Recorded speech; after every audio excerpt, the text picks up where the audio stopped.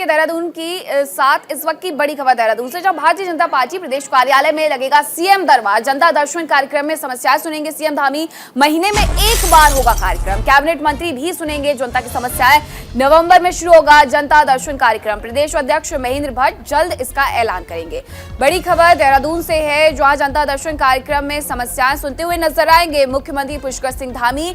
महीने में एक बार इस कार्यक्रम का आयोजन किया जाएगा। साथ ही कैबिनेट मंत्री जो है वो भी जनता की समस्याएं सुनते हुए नजर आएंगे। नवंबर में ये कार्यक्रम शुरू होने वाला है।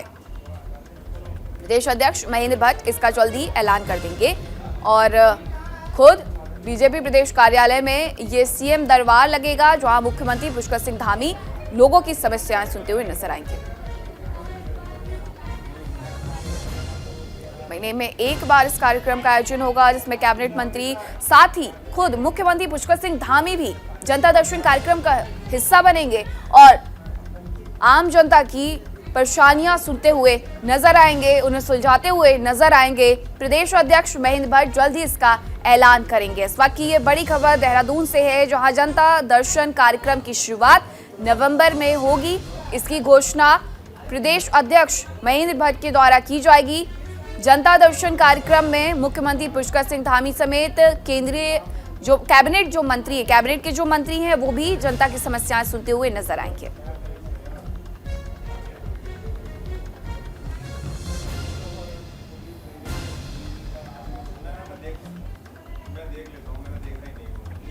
महीने में एक बार इस कार्यक्रम का आयोजन होगा और जिस तरीके से लोगों तक पहुंचने की एक ये कवायद है, उसे जनता दर्शन कार्यक्रम के माध्यम से पूरा करने की कोशिश की जाएगी।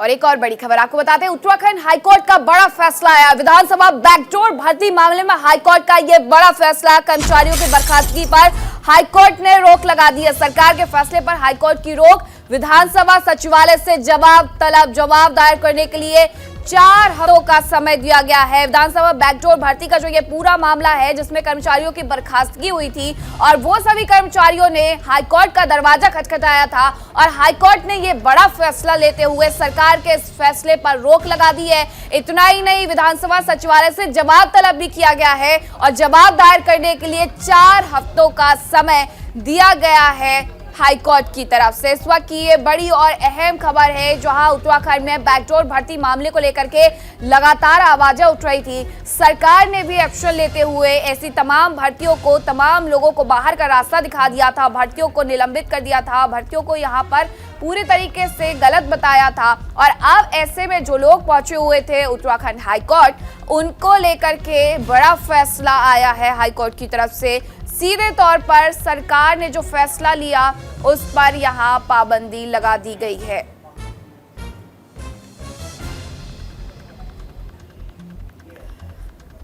धर्म परिवर्तन कर मुस्लिम से हिंदू बने जितेंद्र नारायण त्यागी उर्फ वसीम रिजवी लव जिहाद के खिलाफ यात्रा निकाल रहे हैं। हरिद्वार में हर की पैड़ी पर गंगा पूजन कर जितेंद्र त्यागी ने जागरूक यात्रा की शुरुआत की है।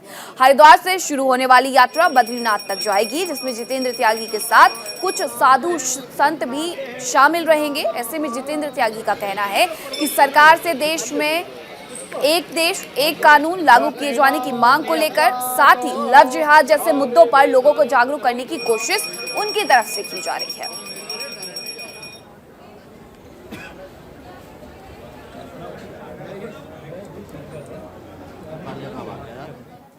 ये सनातन धर्म में जब से मैं आया हूँ, ये मेरी पहली सनातन धर्म की यात्रा है, जो मैं देव की भूमि से और बद्रीनाथ भगवान के दर्शन करने जा रहा हूं अपने साथियों के साथ, संतों के साथ में। और इसका एक लक्ष्य है, एक देश एक कानून होना चाहिए। तरह तरह के कानून, विशेष तौर पर जो शरीयत के कानून हैं या और दूसरे कानून हैं, वो हमारे देश को खोखला कर रहे हैं और तोड़ रहे हैं। जो लैंड जिहाद है, जो लव जिहाद है, वो हमारे देश के लिए, हमारे सनातनियों के लिए सबसे ज़्यादा खतरनाक है। और ख़ास करके सनातनी इसका शिकार होते हैं, उनकी लड़कियां, उनकी बेटियां उसका शिकार होती हैं। ये बर्दाश्त नहीं किया जा सकता। अधिक जानकारी के साथ मेरे सहयोगी संजय पुंजीर हरिद्वार से जुड़ गए हैं। किस तरीके की ये यात्रा है जो कि उत्तर प्रदेश के वक्फ बोर्ड के जो पूर्व चेयरमैन रहे हैं वसीम रिजवी, जिन्होंने अपना नाम परिवर्तन अब कर लिया है, किस तरीके की यात्रा वो करना चाहते हैं? लव जिहाद पर आखिरकार इस यात्रा से कैसे रोक लगाएंगे? देखिए मीनाक्षी, हिंदू धर्म के अस्तित्व की रक्षा के लिए तमाम संगठन कार्य कर रहे हैं, तो वहीं अब पूर्व वक्फ बोर्ड के चेयरमैन रहे वसीम रिजवी उर्फ जितेंद्र त्यागी अब धर्म यात्रा निकाल रहे हैं और इस यात्रा की शुरुआत हरिद्वार से की है। हालांकि गंगा पूजन के बाद इस यात्रा को रवाना किया गया है और साफ तौर पर इनका कहना है कि लगातार ही लव जिहाद जिस तरह से बढ़ रहा है उसको रोकना चाहिए और लगातार ही जो गैर हिंदू है वो अवैध तरीके से जमीनों को भी हथिया रहे हैं। हालांकि इनके कई मांगे, इनका कहना है कि लगातार ही एक देश एक कानून बनाया जाए, उसी को जागरूक करने के लिए लगातार जो यात्रा है उसकी शुरुआत हो गई है। हालांकि हरिद्वार से शुरू होकर इस यात्रा बद्रीनाथ जाएगी और तमाम धामों पर जाएगी और इनके साथ तमाम साधु संत है और इनका लगातार कहना है कि लव जिहाद जिस तरह से बढ़ रहा है इसको बिल्कुल लोगों को जागरूक होना चाहिए और किस तरह से संजय देखिए अपने बयान में भी वहां ये कहते हुए वो नजर आए हैं कि एक देश एक कानून। उत्तराखंड की धामी सरकार यूनिफॉर्म सिविल कोड की बात करती है, तो क्या इसी बात पर वो जोर दे रहे हैं? क्योंकि उत्तराखंड में भी यूनिफॉर्म सिविल कोड को लेकर के यहाँ पूरी तरीके से एक समिति का गठन किया गया जो अपने सुझाव देगी। क्या उसमें गलतियां हो सकती है, क्या उसके फायदे हो सकते हैं, नफा नुकसान जो है एक तरीके से बताएगी। तो क्या इस यात्रा के जरिए एक तरीके से ये कहने की कोशिश भी की जा रही है कि यूनिफॉर्म सिविल कोड जो है वो ना केवल उत्तराखंड में होना चाहिए बल्कि पूरे देश में भी होना चाहिए? बिल्कुल मीनाक्षी, जिस तरह से वसीम रिजवी ने अपने बयानों में कहा है कि एक देश एक कानून और इसी को लेकर उत्तराखंड में ही नहीं तमाम देश भर में इस तरह का कानून लागू होना चाहिए। हालांकि पहले ही मुख्यमंत्री पुष्कर सिंह धामी ने सिविल कोड की बात कही और वो लागू भी करने जा रहे हैं। हालांकि तमाम समितियों का गठन किया है और जिस तरह से एक देश एक कानून यानी सबके लिए एक समान कानून बनना चाहिए, इसी को जागरूकता के लिए तमाम जो संत हैं वो भी लगातार लोगों को जागरूक कर रहे हैं और इस यात्रा के माध्यम से लोगों से संपर्क करेंगे और तमाम धार्मिक स्थलों पर जाकर वहां लोगों को जागरूक भी करने का काम करेंगे। ठीक है संजय, आप हमारे साथ बने रहिए, आगे भी आपसे जानकारी लेंगे। बड़ी खबर आपको बताते हैं, उत्तराखंड के सीएम धामी की रिव्यू मीटिंग, उच्च शिक्षा मंत्री के साथ रिव्यू मीटिंग। धर्मेंद्र प्रधान की अध्यक्षता में ये रिव्यू मीटिंग होगी। केंद्रीय शिक्षा मंत्री धर्मेंद्र प्रधान के निर्देश, शिक्षा व्यवस्था में सुधार पर जरूरी निर्देश। सीएम आवास परिसर में रिव्यू मीटिंग। इस वक्त की ये बड़ी खबर, जहां धर्मेंद्र प्रधान जो कि केंद्रीय शिक्षा मंत्री है उनकी अध्यक्षता में ये रिव्यू मीटिंग का आयोजन और केंद्रीय शिक्षा मंत्री धर्मेंद्र प्रधान के साफ तौर पर निर्देश है कि शिक्षा व्यवस्था में सुधार करना जरूरी है, जिसको लेकर के निर्देश दिए जाएंगे। सीएम आवास परिसर में ये रिव्यू मीटिंग होने वाली है और ये तस्वीरें आपको लगातार दिखा रहे हैं। उत्तराखंड के सीएम धामी की रिव्यू मीटिंग है ये। उत्तराखंड के सीएम धामी की रिव्यू मीटिंग में खुद केंद्रीय शिक्षा मंत्री धर्मेंद्र प्रधान भी बैठे हुए नजर आ रहे हैं और साथ ही वह उत्तराखंड के जो शिक्षा मंत्री है वो भी यहाँ पर मौजूद है।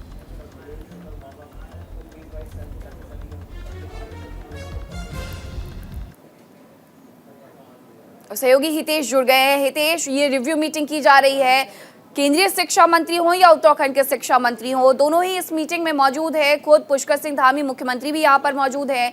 क्या इस मीटिंग में दिशा निर्देश दिए गए हैं केंद्रीय शिक्षा मंत्री के द्वारा? जी बिल्कुल, देखिए उत्तराखंड की अगर बात करें, उत्तराखंड के मुख्यमंत्री पहले से ही नई शिक्षा नीति को लेकर कार्यक्रम कर चुके हैं और उन्होंने नई शिक्षा नीति को लेकर लगातार बैठकें भी की हैं, लगातार इस पर बड़ा वर्क किया है और कहीं ना कहीं जिस तरीके से नई शिक्षा नीति को लेकर आज धर्मेंद्र प्रधान मुख्यमंत्री और धन सिंह रावत के साथ जो बैठक कर रहे हैं, इसमें कई अहम बदलाव माने जा रहे हैं, क्योंकि जिस तरीके से बाल वाटिका के नाम से एक नई क्लासेज यहाँ पर शुरू होने वाली हो और उस शिक्षा में भी कई बड़े फेरबदल यहाँ पर किए जा सकते हैं। बेसिक शिक्षा में भी यहाँ पर कई बड़े फेरबदल किए जा सकते हैं और लगातार यहाँ पर पिछले आधे घंटे से धर्मेंद्र प्रधान के साथ मुख्यमंत्री की लगातार समीक्षा बैठक यहाँ पर चल रही है, तो अभी देखा जा सकता है कि कई अहम बड़े बदलाव अभी इस नई शिक्षा नीति में लागू किए जा सकते हैं।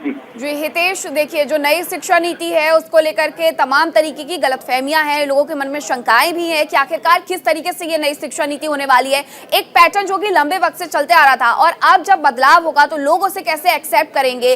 क्या सरल भाषा में समझाने के लिए भी यहाँ कोई जरूरी दिशा दिशा निर्देश दिए जाएंगे ताकि लोगों तक पहुंचाया जा सके? ऐसी कोई व्यवस्था की जाएगी कि सीधे लोगों तक पहुंचे, उन्हें समझाएं कि आखिरकार नई शिक्षा नीति क्या है और किस तरीके से जो इसमें परिवर्तन हुए हैं वो लागू होने वाले हैं? देखिए, नई शिक्षा नीति में सुदृढ़ीकरण, सरलीकरण और कहीं ना कहीं अध्यापक और अध्यापिकाओं की अलग तरीके से नियुक्ति, कई ऐसे बड़े बदलाव हैं जो आम जनता और आम जो छात्र हैं, छात्राएं हैं, उनको बेसिक तरीके से समझाना, क्योंकि जो पिछली बार से जो पैटर्न चलता आ रहा है उसमें भी कई ऐसे बड़े बदलाव हैं, क्योंकि कहीं ना कहीं जो बेसिक शिक्षा थी, कहीं ना कहीं जो माध्यमिक शिक्षा स्कूल है वहाँ पर बच्चों का कम आना, तो कहीं ना कहीं ऐसी महत्वपूर्ण बिंदु हैं जिन पर धर्मेंद्र प्रधान लगातार इस पर वर्क कर रहे हैं और इस समीक्षा बैठक में कई ऐसे बेहतर परिणाम भी सामने आ सकते हैं जिससे नई शिक्षा नीति में आने वाले समय में उत्तराखंड के लिए फायदेमंद साबित होगी। बिल्कुल, कि आखिरकार किस तरीके से इनका सरलीकरण किया जाए। आप हमारे साथ बने रहे हैं हितेश, आपसे आगे भी जानकारी लेंगे। उत्तराखंड में कई विभागों में पूरे तबादलों को लेकर अब कांग्रेस में सवाल खड़े करने शुरू कर दिए हैं। ऐसे में कांग्रेस के प्रदेश उपाध्यक्ष मथुरा दत्त जोशी ने कहा है कि पिटकुल जैसे विभागों में अगर ट्रांसफर हो रहे हैं और उसकी जानकारी सरकार के मुखिया को नहीं है तो ये अच्छा संकेत है। कांग्रेस नेता ने कहा कि कांग्रेस पार्टी सरकार की इन्हीं जनविरोधी नीति को सड़क से लेकर सदन तक उठाने का काम करेगी, जन आंदोलन करेगी और जनता को बताएगी कि सरकार में अधिकारी बेलगाम हो रहे हैं। कांग्रेस नेता ने कहा कि कई विभागों में ट्रांसफर पैसों का धंधा बन गया है जिसका खत्म होना जरूरी है।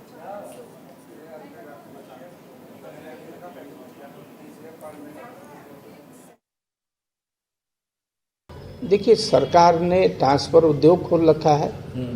पहले कहते हैं कि नहीं होंगे, फिर कहते हैं होंगे, फिर कहते हैं मुख्यमंत्री की परमिशन लेंगे, फिर कहते हैं किसी और की परमिशन लेंगे। धनाधन ट्रांसफ़र कर रहे हैं, जिसकी मर्जी जब आ रही तब ट्रांसफ़र हो जा रहा है और ये तो उद्योग की तरह फलित हो रहा है। लोग सरकार में बैठे हुए लोग उद्योग ट्रांसफ़र पोस्टिंग को एक धंधा बना लिया है लोगों ने। खुलेआम पैसे लिए जा रहे हैं। पिटकुल में भी यही हुआ, खुलेआम पैसे लिए गए, बड़ा धन का बहुत ज़बरदस्त लेन देन हुआ और उसी से ये सारे ट्रांसफ़र पोस्टिंग किए गए हैं। मुख्यमंत्री का ध्यान इस तरफ है नहीं, मुख्यमंत्री अपने ही राजनीतिक उलझनों में है, शासन प्रशासन की तरफ तो ध्यान है नहीं, इसीलिए कानून व्यवस्था का ये हाल हो रहा है। अधिकारियों का जब मर्जी ट्रांसफ़र जिसका जहाँ कर दो, ये स्थिति हो रही है। विभागों में नियंत्रण का है मुख्यमंत्री जी। देहरादून में पर्यटन मंत्री सतपाल महाराज ने 4 धाम यात्रा को लेकर कहा है कि अब तक 42 लाख से ज्यादा पर्यटक उत्तराखंड आ चुके हैं और यात्रा समाप्त होने तक यह आंकड़ा 45 लाख के लगभग पहुंच जाएगा। उन्होंने कहा कि उत्तराखंड में पर्यटन को बढ़ावा देने के लिए हम शीतकालीन 4 धाम यात्रा को बढ़ावा दे रहे हैं ताकि यहाँ पर ज्यादा से ज्यादा संख्या में पर्यटक आ सके, जिससे कि हमारा बहुत बड़ी अचीवमेंट है। उसमें गौरीकुंड हो गया, आपका लिंचोली हो गया, ये सब यहाँ पर उसके स्टेशन बनेंगे और इसके 25 मिनट के अंदर आपकी यात्रा पूरी हो जाएगी। तो मैं समझता हूँ बहुत महत्वपूर्ण योजना है ये और हम चाहेंगे कि इसमें डबल डेकर जो है रोपवे की जो कंडोला होता है वो डबल डेकर होगा, तो काफी यात्री इसमें जा पाएंगे और पूरी यात्रा का आनंद ले पाएंगे और सुरक्षित और मैं समझता हूँ बड़ी आसानी से, सुगमता से वो केदारनाथ के दर्शन कर पाएंगे। और सहयोगी हितेश लगातार हमारे साथ जुड़े हुए हैं। हितेश, देखिए, बताया ये जा रहा था कि भाई दूज के दिन कपाट बंद होने वाले हैं और उसके पहले खुद, क्योंकि सतपाल महाराज ने भी ये बयान दे दिया है, पर्यटन मंत्री है उत्तराखंड के वो, कि 42 लाख का जो ये आंकड़ा है वो 45 लाख तक पहुंच जाएगा। तो क्या अभी 4 धाम यात्रा में पहुंचने वाले श्रद्धालुओं का सिलसिला उसी तरीके से जारी है जैसा स्टार्टिंग में था? 4 धाम यात्रा में बड़ी ही उत्सुकता के साथ जो श्रद्धालु हैं वो 4 धाम का रुख कर रहे हैं और देश भर से, विदेशों से भी यहाँ पर जो 4 धाम में यात्री लगातार पहुंच रहे हैं, क्योंकि जिस तरीके से 40 लाख से ज्यादा श्रद्धालु उत्तराखंड की 4 धाम यात्रा कर चुके हैं, तो कहीं ना कहीं पर्यटन मंत्री सतपाल महाराज ने जिस तरीके से 45 लाख का आंकड़ा पार करने की बात की, तो कहीं ना कहीं वह सच होती दिख रही है, क्योंकि जिस तरीके से लगातार जो श्रद्धालुओं का तांता है वो बढ़ रहा है, क्योंकि जिस तरीके से शिविर है और जो भंडारों का जो आयोजन है वो लगातार बढ़ रहा है और कहा यह भी जा सकता है कि बीच में जो थोड़ा मौसम है वो खराब हो सकता है, उसके एहतियात के लिए भी लगातार वहां पर टीमें गठित कर दी गई हैं। जी देखिए हितेश, मौसम बदला लेकिन जहां तक श्रद्धालुओं के पहुंचने की जो लंबी कतारें थी, जो तांता था वो उसी तरीके से रहा है। क्या वजह रही? कोविड में 2 साल तक 4 धाम यात्रा बंद रही है। सिर्फ वहां के रहवासी निवासी जो थे उत्तराखंड के वही पहुंच सकते थे, लेकिन अब इस बार 4 धाम यात्रा को देश भर से आने वाले श्रद्धालुओं के लिए, विदेश से आने वाले श्रद्धालुओं के लिए खोला गया है। इसी वजह से ये आंकड़ा इस तरीके से बढ़ते जा रहा है। देखिए यही वजह है कि कोविड के बाद जिस तरीके से 2 साल के बाद लगातार जिस तरीके से शासन और प्रशासन है उन्होंने पंजीकरण का जो दौर शुरू किया था उस पर कहीं ना कहीं शासन ने रोक लगा दी है। अब रास्ते खोल दिए गए हैं क्योंकि अभी भी मौसम भी साफ है और लगातार जो कोविड का जो मामला है वो भी लगातार घट रहा है। उसको देखते हुए अब लगातार जो श्रद्धालु है वो देश और विदेशों से उत्तराखंड की चारधाम यात्रा का रुख कर रही है। यही वजह है कि जिससे जो इजाफा हो रहा है संख्या में वो लगातार, क्योंकि केदारनाथ का जो कपाट है वो भाई दूज बंद हो जाएंगे। जी बहुत शुक्रिया आपका तमाम जानकारी के लिए। बात चमोली के थराली विधानसभा में तल्ला सिरोली मोटर मार्ग ठप हो गया है। ये मोटर मार्ग पिछले दिनों हुई बेमौसमी बारिश के दौरान से ही आवाजाही के लिए बंद पड़ा हुआ है, जिस कारण यहाँ के लोगों को ब्लॉक मुख्यालय, जिला मुख्यालय और बाजार आने जाने में भारी दिक्कतें झेलनी पड़ रही हैं। साथ ही बीमार लोगों को अस्पताल ले जाने में मुश्किलों का सामना करना पड़ रहा था। ऐसे में यहाँ के लोगों का कहना है कि पिछले दिनों एनपीसीसी विभाग से लगातार यातायात को चालू करने की मांग की गई, लेकिन उनकी समस्या जस की तस बनी हुई है।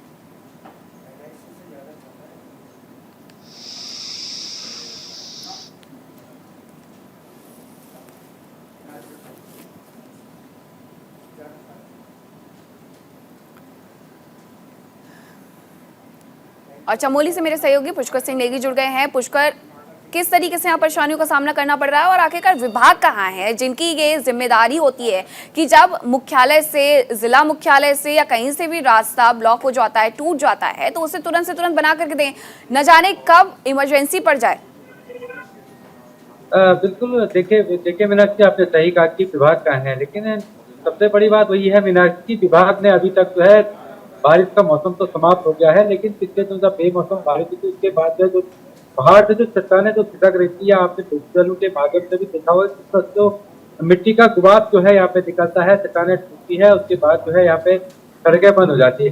हालांकि जो संबंधित विभाग है वो अभी तक हालांकि कल जब खबर उठाई और खबर आज हमने चलाई है, तो अभी प्रधान का हमें फोन आया था कि अभी जो है यहाँ पे 4 जेसीबी को जो है विभाग द्वारा भेज दिया गया। यानी कि जब मीडिया हरकत में आया, जब मीडिया ने प्रशासन से बात करी या जो जिला अधिकारी हैं उनसे बात करी या वहाँ के लोगों से जानने की कोशिश की, उसके बाद जो प्रशासन यहाँ पे पहुंचा है और आज जो है यहाँ पे 4 जेसीबी को इस जगह पे पहुंचाया गया है और रोड खोलने का काम यहाँ पे शुरू कर जाएगा। बिल्कुल, और अभी भी चारधाम यात्रा चल रही है और ऐसे में बेहद जरूरी हो जाता है कि जो रास्ते टूट गए हैं या बेमौसमी बरसात की वजह से खराब हो गए हैं उन्हें जल्द से जल्द ठीक किया। बहुत शुक्रिया आपका पुष्कर तमाम जानकारी के लिए। उत्तराखंड की खबरों में फिलहाल इतना ही।